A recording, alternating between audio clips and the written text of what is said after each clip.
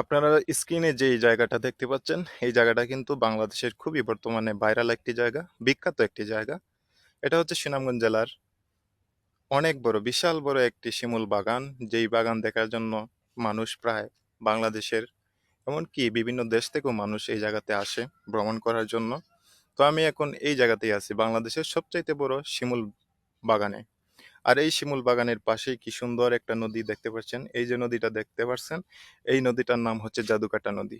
এই জাদুকাটা নদীও কিন্তু বিশাল সুন্দর ভাই, কি বলবো, অসাধারণ একটি জায়গা।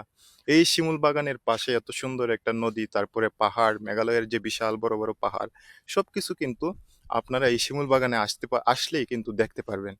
মেঘালয়ের পাহাড়, তারপরে আছে আপনার বারেক টিলা, আর এই যে নদী, জাদুকাটার নদীর কি বলবো, অসাধারণ জায়গা। জাদুকাটার নদী কি স্বচ্ছ পানি, অসাধারণ, দেখতে ভালো লাগে। তারপর মেঘালয়ের পাহাড়ের নিচ দিয়ে এত সুন্দর একটি নদী প্রবাহিত হয়েছে, যা আপনার ভ্রমণকে আরো আনন্দদায়ক করে তুলবে। আপনি যদি জাদুকাটা নদীতে ভ্রমণ করেন তাহলে কিন্তু অবশ্যই আপনার অনেক ভালো লাগবে, কি বলবো।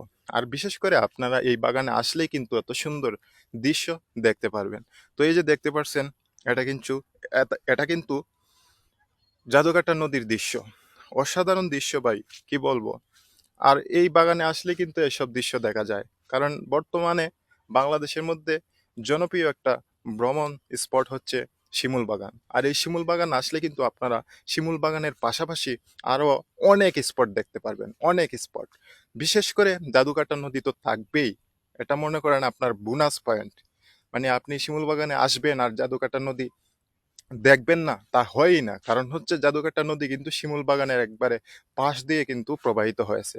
আর এই নদীর পাশেই কিন্তু মেঘালয়ের যে বিশাল বড় বড় পাহাড়, আপনি যখন উপভোগ করবেন পাহাড়ের সৌন্দর্য, আপনার মনকে চাঙ্গা করে তুলবে। এই যে দেখতে পাচ্ছেন, তো পাহাড়ে কিন্তু এখন মেঘ, এই জন্য কিন্তু পাহাড়টা ক্লিয়ারলি দেখা যাচ্ছে না। তো আপনারা যখন আসবেন তো অবশ্যই দেখতে পারবেন, খুবই সুন্দর জায়গা। তারপরে এখানে আছে বারেকটিলা, আছে শারফিন আছে, এদিকে নীলাদ্রি লেক। মানে আপনি বাগান থেকে, শিমুল বাগান থেকেই আপনি এই অর্থ এলাকার যত স্পট আছে, ভ্রমণ স্পট, সবকিছু কিন্তু আপনি ঘুরে দেখতে পারবেন।